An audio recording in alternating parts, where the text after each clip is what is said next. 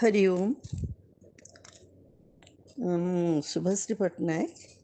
आज नवरात्र तृतीय दिन मोर देवी दुर्गा वंदन कूल चूड़ामणि तंत्र अष्टम अध्याय 22तम श्लोक को पढ़ुची एवं तार तात्विक अर्थ मध्य आपण मानक जणाइदेवी।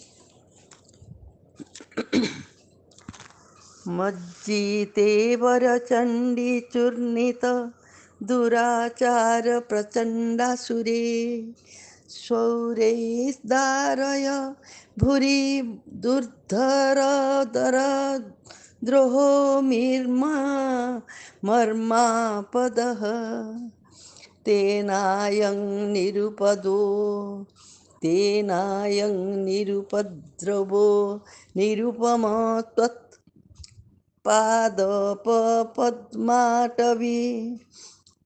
प्रस्थानंतर शर्णवे मम मनोहं संचिरं नंदतु। इति श्रीकूल चूड़ामणि तंत्र समाप्तं। प्रचंड असुर रूपी दुराचार लोकंकु चूर्ण करिथिबा हे चंडी, तुमे मोर चित्तरे विहार कर। मोर मन भितरे रहिथिबा महाभय ओ अन्यमानंक प्रति द्रोह आचरण को चिरी पकाओ।